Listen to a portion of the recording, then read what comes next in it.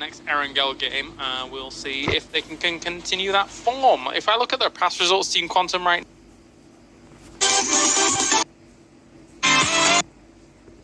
Talon. I've got a coffee actually. I'm not even drinking tea. I'm going against my own kind. But we are about to start this one up. So let's have a look at the drops. Do we see any of those spicier drops? Do we see anyone getting a little naughty here?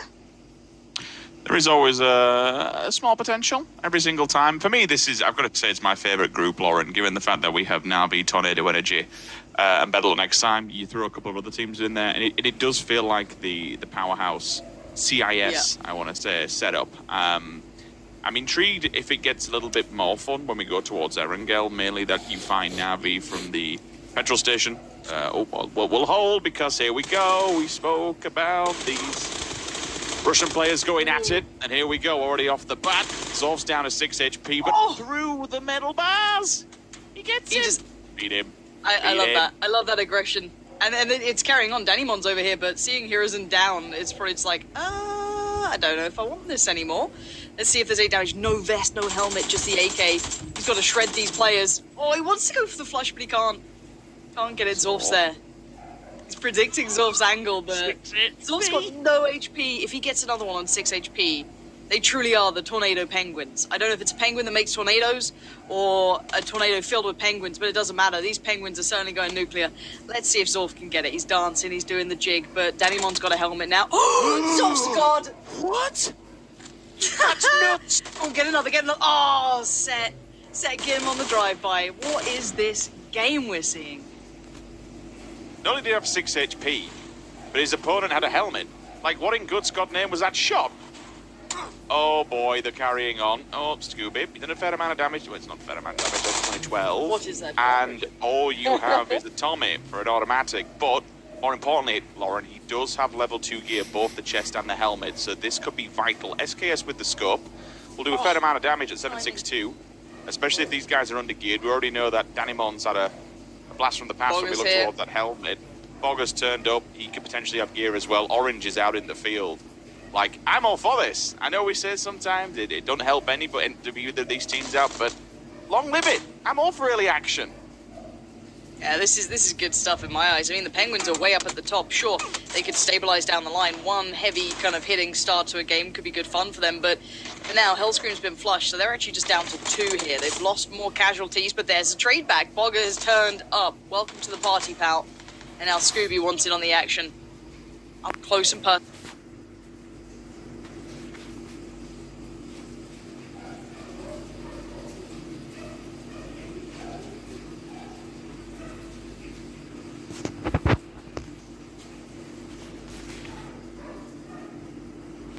When I really like how they were able to play. For me, though, you should get a couple of days, like we saw. And now Scooby wants in on the action. Up close and personal, 7 bullets in the mag. Gotta be a bit careful about this. Gonna fall back to his teammate. And this is wild stuff. This is the perfect start. This is crazy. If they can get set back up, this would actually be making a real... People we have spoken about this story before, they're not a big fan of fighting early. They want to get their gear, they want to get in the circle and take the fights as they need to, rather than just openly doing it at the start when you're lacking gear. You don't have that security of the armor, you don't have the bullets and bandages that you need to take survivability and get res off when needed. But for us, like, I'm all for it. If you want to take a fight, get on with it. Yesterday kind of opened my eyes a little bit to someone like Ents. I finally saw old school Ents. There was glimpses of hope. I was looking towards Squeaky, taking fights, taking battles, moving up as a team, moving up as a unit. Everyone's now garnered how these lobbies are going to play, right? We know the foundation of going to play, right? We know the foundation of how people are approaching this entire competition. There are 24 teams within this, and every single one of them now knows you've had your groups, you've done the one, now we're going for the second time round. You know how people are going to play. Aggressiveness, for me, it's the name of the game. You see these people who are jumping up the table in massive leaps, like, honestly, 5, 6, 7 numbers up the leaderboard, and it doesn't come with just a win. There has to be frags to back up that, and when we're seeing teams dropping 16, 17 frag games, up to 30 points is a massive, massive scoreline for one match. Bang on. It's going to be a fun day today, I feel. I think we're going to get lots of crazy action, and I, for one, can't wait. Ooh. Your car's meant to do that. There we go. Back underway. No harm, no foul. Let's look at this circle. So it is over towards the western side. Monte Nuevo kind of slap bang in the middle. So Tornado Energy are going to be kings of that castle. They'll be sitting pretty right in the middle of this. FaZe just towards the southeast. Better luck next time to the west. And Red Zone and Na'Vi towards the north. The east, however, my word, is that busy. You've got everyone in the east. That's actually a great deal of players out there. So you could see some early fights, and we are going to be seeing that. Now this is, again, out towards the east, a little bit towards the outskirts. Besiktas finding out one of the Raise Your Edge players. Deer going down is going to be a bit of a loss. That's unfortunate for Raise Your Edge. Maybe looking to scout, maybe looking for location, and maybe finding more than they'd wanted. Circle like this can be fun for a lot of teams. It can be worse off for others, given the fact that the crossroads is basically pinpoint middle. Where do you want to choose? Do you take the northern side of Monte Nuevo, or do you pull down further south? It's going to be a rough one, especially if this goes central, and you'll still have no idea where it's going to be pulling towards, and you've just got to sit strong and hope. Always the worst scenario for me is that when this circle does updates, if you have to go to either side of that road, teams who are on the deficit, you'll find that teams who are in a prime position to then split up into the 2-2. It might be a late game, you think, Christ, a bit of a 2-2 at this stage is kind of sketchy, but given the fact that all the teams may be on the opposing side of the circle to you, you have good ground to hold. You have good opportunities to knock people out of cars as they're on the approach. There are better means of setting up a defensive stance in a 2-2 when everyone's on the poorer end of the circle. Like, it is viable. So sometimes where we'll question and say, this stage in the game, maybe not. But there are circumstances where the circle will favour that setup, and it's time to do that because you have time to take control and time to keep people at bay. Ooh, a little bit more southern than...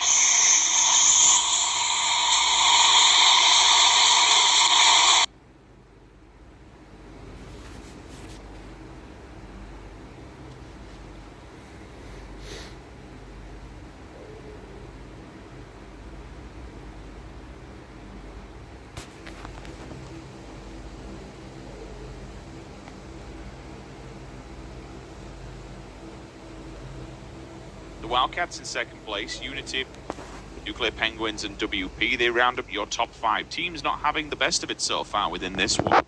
Na'Vi, it kind of scares me, to be honest with you. Hold for a second. You see anything off the back of that? Probably not, but we look towards Besiktas, Lauren. Day 1, 4th, 16th places, a multitude, to be honest with you. They've not had a top 3 placement yet across the board. I think that their only team... Actually, no, FaZe Clan. Between them and FaZe Clan, the only so far in this lobby not to have a top 3 finish. That's wild. It is weird, okay. isn't it, to see FaZe up that high? I mean, they've got 74 kills. They're up there with...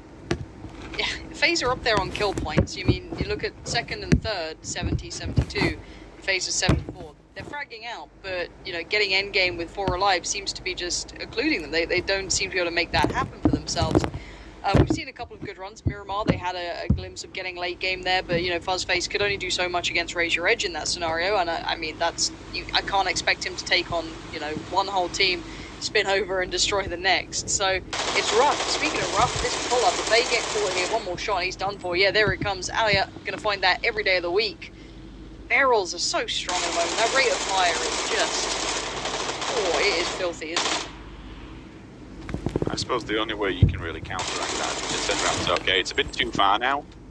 Let's remove the possibility of having an underbarrel attachment, you know? If it is that sturdy as it is, like you might not even need it. Just make the recoil higher. Yeah, I mean, that's what they've already reduced because it was a bit intensive for something that's supposed to be a bit of a close combat weapon. I want to fan of it, but then again, I suppose it rolls off that back of question what you were mentioning yesterday with SMGs, you know, smaller automatic weaponry. That's a nice little shot onto Diggory. Okay. I don't think they'll push that. You wouldn't expect them to, not with that level of compound and with it being, you know, 2 buildings. They don't realise that Squeak is the only one in there, but you still wouldn't do it anyway, just to be cautious. But just to quickly roll back on and touch on something which is still surprising to me. After Besiktas' really bad run, 16-16, 13-16, 16-15 in their first week, they're only 9 points behind Navi. That's wild to me. That's 13th place. I mean, today's been wonderful for Besiktas. You saw them at the end with that win. That they did get the win, right? Yeah, they got the win as they caught the players pushing out the compound. What was it? Was it the other way around? I'm trying to remember. They got third. Yes, they got third. You're right. You're bang on. Yeah, I couldn't remember which way it went in that. But again, they have been pushing late game. They're not a high frag out team. They're not low either. They're kind of middle of the pack. 50 kills, if I'm not mistaken. Yeah, 50 kills. So not high end, so not low end, just kind of middling. But as you said before, they just they have those 16th, 15th places. They weren't able to get that comfortable, consistent top 10, top 5 finishes. If you're not getting loads of kills, you want to be looking at it from that perspective, where you've got to be able to make it up somewhere. And if you're consistently within the top 5, I don't mind that, right? That's okay. Sadly, they didn't have that, but today they've been doing much better in that regard, able to convert a great deal more. That could be beautiful for FaZe if they fancy. I think Gustav might have seen that drop. Whether or not he goes for it, we'll see. Unity have just made it across from the Millie base, Northern Lights, all the way down there. Very far south for them. Still a little bit of a way down there. Very far south for them. Still a little bit of a road to traverse. Na'Vi a little bit easier. A little bit more comfortable approach than what they've had in the last couple of games as well. They've been struggling to have clean, avenues of approach, constantly running into other teams, constantly having early fights, and they don't normally play that style. That's a style that they don't enjoy. They play for the late game, they play edge game, but there's been a lot of teams in their way. Now, most of these teams are going to sit kind of, somewhere around Shelter, a little bit further north maybe, but not by much. That's going to be kind of your hunker down point for most of these players, as it is slap bang in the middle of this circle, and there's plenty of room for it. For Red Zone, they're going to have to take their time to get across this island. They have to scout it out properly because, well, there is a team on the other side, even if they know it or not. It's just good practice to be careful, be meticulous, and play it properly. GF, another squad, in 13th. These guys have come into this. Again, if you said at the start, would these be a top 16 team? I don't know if I'd put them up there. I don't know if I'd put them above someone like Omicron, for example, or Redline, or someone that I've seen a little bit more from, but they've been proving more than their worth in this. And a couple of the other teams are doing the same. Snip as well. Some of these teams that we just don't see often, WP, have proven to be a wonderful addition to this lobby. Now, whether or not they can sustain once it gets, down the line a little bit later in the competition, well, that's yet to be found out. But I'm sure we'll definitely take note of that, as the Wildcats have a good position for themselves as well. A little bit of a 2-2 split, and Red Sea needs to be careful. Not necessarily no man's land anymore, a little bit more to work with in the form of trees, rocks, bits and pieces. But you've got to be careful out there. And there's Snip over in the north, near the Yasnaya Road.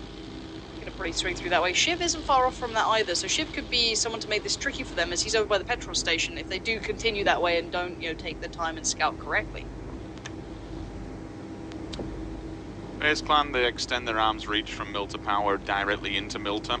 They will move up towards the garages that weave their way up towards the hillside, just off the back from the lumberyard.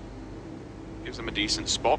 Actually gives them a decent avenue of approach towards this circle if they want to go deeper. Farm looking solid.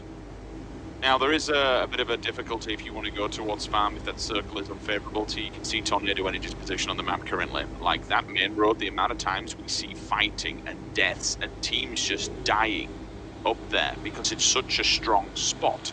It's a full plateau. You can be easily out of vision of anybody below you. It's very easy just to lay down, very easy to fall back. Off the back of that main road, you have a long drop-off towards a little compound. It's a strong position. There isn't many compounds. You got the little shacks, but it's damn good workable terrain. So expect to see a team fight for that. Tornado Energy control it for now. They'll put Ali here and disconnect him off just towards one of the snaking slide off farm, I want to say. It's still the farm areas, but like the snaking dirt tracks that move off of the compound just below it. It gives them somewhere to run to if they have to pull it, if the circle does come down. Unity move over to FaZe Clan. don't forget about that. They are knocking at the door, but FaZe's bunker directly hooked it into the farm, so they can control that entire area for themselves. Northern Lights, they will have scouted, sending Spyro over. You can see the Deep is already there, so they've made the call, it's time to go. Better look next time, where are they? Okay, this is by above Shelter, I believe.